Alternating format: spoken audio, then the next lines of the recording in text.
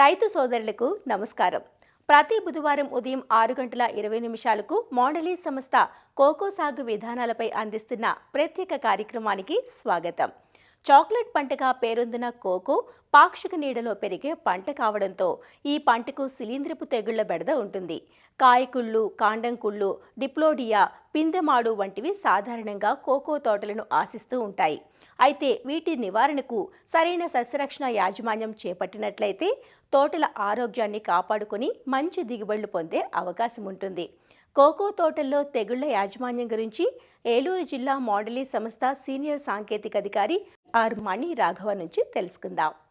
Cocoa పంట కనుక చూసుకున్నట్లయితే ముఖ్యంగా కొబ్బరి అలాగే ఆయిల్ పామ్ తోటల్లో మన ఆంధ్ర రాష్ట్రంలో ఎక్కువగా సాగవుతుంది. మనకి అన్ని పంటల్లాగే చీడపీడల సమస్య కోకోలో కూడా ఎక్కువగా మనం గమనిస్తూ ఉంటాము. ఇందులో కనుక ప్రధానంగా మనకు చీడపీడలు కనుక చూసినట్లయితే మొదటగా మనం చెప్పుకోవాల్సింది కాయకుళ్ళు తెగులు. ఈ కాయకుళ్ళు తెగులు వచ్చేసి మనం ప్రధానంగా వర్షాకాలంలో ఎక్కువ గమనించడం జరుగుతుంది. ఇది వచ్చేపాటికి కాయల పైన దిగువ భాగం నుంచి కానీ లేదంటే ముచ్చిక భాగం నుంచి కానీ క్రమేపీ గోధుమ మచ్చలాగా స్టార్ట్ అయ్యి అది క్రమేపీ పెరిగి కాయ మొత్తం కూడా ఆశించి తెగులు ఉధృతి పెరగడం జరుగుతుంది. ఇది క్రమేపీ తెల్లగా ఒక శిలీంధ్రం లాంటిది మనం గమనించడం జరుగుతుంది. ఇది ముదిరినప్పుడు ఇది ఎక్కువ ఉధృతి అయిన తర్వాత మనకి తెల్లటి బూజు లాంటి పదార్థాన్ని మన కాయ మీద గమనించవచ్చు. ఇది కాయను ఆశించి కాయ లోపల ఉన్న గింజల యొక్క నాణ్యత దెబ్బతీయడం జరుగుతుంది. దీని ఉధృతి ఎక్కువగా ఉన్నట్లయితే అంటే చెట్టు మనకి ఎకరానికి మనకు ఒక 5 to 10% కనుక మనం గమనించుకున్నట్లయితే కాయల్లో దీనికి గాను 2.5 గ్రాముల నుంచి 3 గ్రాములు కాపరాక్సి క్లోరైడ్ లీటర్ నీటికి కలుపుకొని పిచికారీ చేసుకున్నట్లయితే దీని ఉధృతి మనం తగ్గించుకోవచ్చు. అలాగే ఇటువంటి కాయలు ఎక్కడైనా మనం గమనించినట్లయితే రైతులు కాయకోత సమయంలో ఇటువంటి కాయల్ని ఏరిపారేసుకొని ఇటువంటి కాయకులు తెగులు సోకిన కాయల్ని ఫర్మెంటేషన్ చేయకుండా ఇటువంటి కాయల్ని తోట బయట తీసుకొని వెళ్ళి నాశనం చేసుకోవడం ఉత్తమమైన పద్ధతి. అలాగే రెండో తెగులు గమనించుకున్నట్లయితే కాండం గజ్జికులు తెగులు అంటాము. ఈ తెగులు ఫైటోప్తెరా అనే శిలీంధ్రం వల్ల మనకి సోకుతుంది. దీనికి గాను కాండం పైన మనకు తుప్పు లాంటి మరకలు గమనించవచ్చు. తుప్పు లాంటి మరకలు క్రమేపీ మీకు ఎర్ర రంగులో రసం లాంటిది కావడం మనం గమనించవచ్చు. ఈ ఉధృతి ఎక్కువగా ఉన్నట్లయితే కాపరాక్సి క్లోరైడ్ లీటర్ నీటికి 2 నుంచి 3 గ్రాములు లీటర్ నీటికి కలుపుకొని పిచికారీ చేసుకున్నట్లయితే దీన్ని ఉధృతంగా మనం అరికట్టుకోవచ్చు. అలాగే ఇటువంటి తుప్పు మరకలు మనం గమనించిన ఆ ప్రదేశాన్ని ఒక పదునైన చాకుతో పైగా చెక్కాలి. మొత్తం కాండాన్నంతా కూడా తీసేయకూడదు. పైన కాపరాక్సి క్లోరైడ్ పేస్ట్ లాగా చేసుకొని ఈ పేస్ట్ని ఆ యొక్క ప్రదేశంలో మనం రాసుకున్నట్లయితే దీన్ని సమర్థవంతంగా అరికట్టుకోవచ్చు. కాండంకుళ్ళు లేదా గజ్జికుళ్ళు తెగులు మనకు ఉధృతంగా మనం వర్షాకాలంలో ఎక్కువగా గమనించవచ్చు.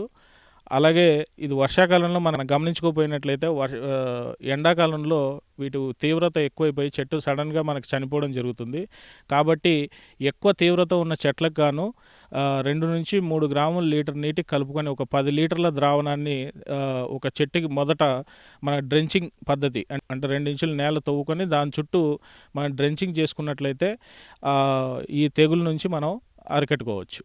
అలాగే మూడవ అతిపెద్ద చీడపీడల సమస్య వచ్చేపాటికి మనకి లాసియో డిప్లోడియా అంటాము. దీన్నే ఎండుపుల్ల తెగులు అని కూడా అంటారు. ఈ లాసియో డిప్లోడియా సోకిన తోటలు మన ఎక్కువగా డిసెంబర్ నెల నుంచి ఫిబ్రవరి మార్చి నెల వరకు మార్చి నెలలో మనం ఎక్కువగా గమనించడం జరుగుతుంది. అది ఆంధ్ర రాష్ట్రంలో గత 3 సంవత్సరాల నుంచి దీని వ్యాప్తి ఉధృతంగా పెరగడం జరుగుతుంది. కాబట్టి రైతు సోదరులందరూ ఇది గమనించుకొని ఎక్కడైనా మీకు మీ కోకో చెట్టు చివర్లు కనుక అంటే చివర 3 నుంచి 5 ఆకులు చివర్లు ఎండిపోతూ ఉన్నట్లయితే అటువంటి తోటలకు ప్రోపికానజోల్ అన్న మందు 2 ml లీటర్ నీటికి కలుపుకొని పిచికారీ చేసుకున్నట్లయితే దీన్ని సమర్థవంతంగా మనం అరికట్టుకోవచ్చు. ఈ ఎండుపుల్ల సమస్యను మనం గమనించుకోకపోయినట్లయితే అది సంవత్సరం దాని ఉధృతి పెరిగి సడన్గా మనకి చెట్టు చనిపోవడం జరుగుతుంది. కాబట్టి దీన్ని రైతు సోదరులు చాలా సీరియస్గా తీసుకొని దీన్ని ఇమీడియట్గా ప్రొఫిలాక్టిక్ అంటే తీవ్రత పెరిగేదానికి ముందే సిఫారసు చేసిన ప్రోపికానజోల్ మందు పిచికారీ చేసుకున్నట్లయితే దీని ఉధృతి పెరగకుండా మనం అరికట్టుకోవచ్చు. అలాగే 4వ అతిపెద్ద సమస్య వచ్చేపాటికి మనకి కోకోలో పిందమాడు. ఈ పిందమాడు వచ్చేపాటికి మనకు అన్ని సీజన్లో మనకు గమనించడం జరుగుతుంది. ప్రధానంగా మనకు వచ్చేపాటికి వర్షాకాలంలో మనకి పిందె శాతం చాలా తక్కువగా ఉంటుంది. ఇది అక్టోబర్ నుంచి మనకి ఫిబ్రవరి నెలలో ఎక్కువగా మనం పిందెమాడు గమనిస్తాము.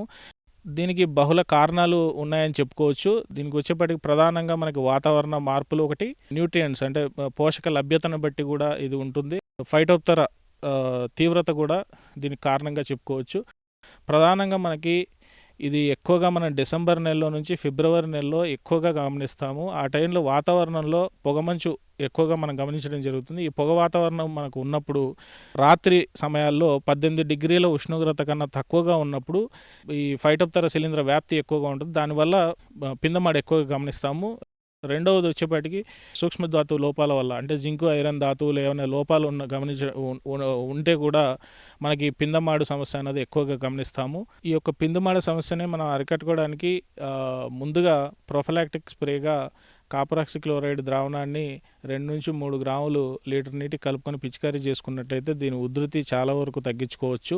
అలాగే మైక్రోన్యూట్రియంట్ అంటే సూక్ష్మధాతు లోపాలైన జింకు, ఐరన్ ఇవి ఎరువు ఇచ్చిన సమయాల్లో, అంటే యూరియా, సూపర్ పొటాష్ ఇచ్చిన 4 రోజుల తర్వాత కానీ వారం రోజు వ్యవధిలో ఈ అగ్రోమిన్ సాయిల్ ప్లస్ కానీ, లేదంటే ఫెరస్ సల్ఫేట్ లేకపోతే జింక్ సల్ఫేట్ లాంటి సూక్ష్మధాతువుల్ని సిఫారసు చేసిన మేరకు మొక్కకి అందించుకున్నట్లయితే ఈ యొక్క పిందెమాడు నుంచి మనం పంటను కాపాడుకోవచ్చు. చీడపీడ సమస్యల నుంచి మనం అరికట్టుకోవడానికి రసాయన పద్ధతులే కాకుండా జీవ నియంత్రణ పద్ధతులైన ట్రైకోడర్మా విరిడి, అలాగే సూడోమోనాస్ ఫ్లోరసెన్స్ ద్వారా కూడా మనం దీని ఉధృతిని అరికట్టుకోవచ్చు. సూడోమోనాస్ ఫ్లోరసెన్స్ కనుక చూసినట్లయితే ఎకరానికి ఒక 5 కేజీల కాడికి తోట మొత్తం జల్లుకున్నట్లయితే ఈ ఫైటోప్తెరా శిలీంధ్రం వ్యాప్తిని మనం అరికట్టుకోవచ్చు. అలాగే ట్రైకోడర్మా విరిడి ఈ యొక్క జీవ శిలీంధ్రాన్ని ఈ పశువుల ఎరువుతో పాటు కలుపుకొని దీన్ని ఒక 48 రోజుల పాటు మనం ఉంచి 10 నుంచి 15 కేజీల దాకా మనం ఈ పశువుల ఎరువుని ఇచ్చుకున్నట్లయితే ఈ గజ్జి తెగులు కానీ, లేదంటే కాయకుళ్ళు సమస్య కానీ, ఎండుపుల్ల కానీ ఇటువంటి సమస్యల్ని జీవ నియంత్రణ పద్ధతుల ద్వారా మనం అరికట్టుకోవడానికి ఎంతైనా అవకాశం ఉంటుంది. ఒకవేళ మీకు కనుక ఏదైనా మన సమస్యలు ఉన్నట్లయితే ప్రాంతీయ ఉద్యాన అధికారిని కానీ, లేదంటే శాస్త్రవేత్తలని కానీ, మాండలీజ్కి సంబంధించిన అధికారులను కానీ సంప్రదించి తగు జాగ్రత్తలు తీసుకొని ఈ యొక్క చీడపీడలని అరికట్టుకొని 10 నుంచి 20% వరకు దిగుబడి పెంచుకుంటారని ఆశిస్తున్నాం. కోకో తోటలను తెగుళ్ల బారి నుంచి కాపాడుకోవడం ద్వారా ఎకరాకు 4 నుంచి 5 క్వింటాల దిగుబడిని తేలిగ్గా సాధించవచ్చునంటున్నారు ఏలూరు జిల్లా లింగపాలెం మండలం ఆసన్నగూడెం గ్రామ రైతు కట్టా రాజు. 10 ఎకరాల వ్యవసాయం, కోకో వ్యవసాయం చేస్తున్నానండి. కొబ్బరిలో అనుసంధానంగా సాధారణంగా మనకి కోకో యాజమాన్యంలో మనకి కాయ కుళ్ళు తెగులండి, ప్లస్ చెట్లు కాండం మీద చిన్న చిన్న బొబ్బల్లాగా రావటం, బద్దలవటం కాండం, ఆ విధంగా ఇంచుమించుగా 2-3 తెగుళ్ళు ఎక్కువ మనకి కనపడుతున్నాయండి. ఇప్పుడు సాధారణంగా మనకి వర్షాకాలం వచ్చేసరికి కోకోలో మనకి కాయకుళ్ళు ఎక్కువగా వస్తుందండి. కాయకుళ్ళు అంటే ఈ విధంగా ఉంటుందండి. అది సగం పండి సగం పండనట్టుగా నల్లగా ఉంది చూడండి. దీనికి మేము బ్లైటెక్స్ పిచికారీ చేస్తున్నామండి. ప్లస్ అదొకటి కాండం కుళ్ళు వచ్చేసి కాండం మీద చిన్న చిన్న పుళ్ళు రావటం అటువంటి జరుగుతుందండి. దానికల్లా బ్లైటెక్స్ పేస్ట్ కలిపి రాయటం కానీ, దానికి కూడా బ్లైటెక్స్ స్ప్రే చేసుకున్నట్లయితే మనకి అది కంట్రోల్ అవ్వడానికి అవకాశం ఉందండి. ఇది కాయగూళ్ళు కూడానండి మనకు సాధారణంగా ప్రతి చెట్టుకు ఉండదండి, ప్రతి కొమ్మకు ఉండదండి. అది మొదలయ్యేది ఏదో చెట్లో ఏదో ఒక మూలన ఒక కాయకి కానీ 2 కాయలకు కానీ రావడం జరుగుతుంది.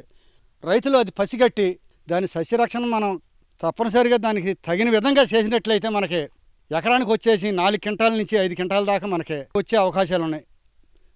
వచ్చే బుధవారం కోకో తోటల్లో శిలీంధ్ర నాశనంలో వాడకం గురించిన కార్యక్రమంలో మళ్ళీ కలుసుకుందాం. అంతవరకు సెలవు, నమస్కారం. కోకో సాగుకు సంబంధించిన సాంకేతిక సలహాల కోసం అసిస్టెంట్ మేనేజర్ రవీంద్రరావును 9849787542 ఫోన్ నెంబర్లో సంప్రదించగలరు.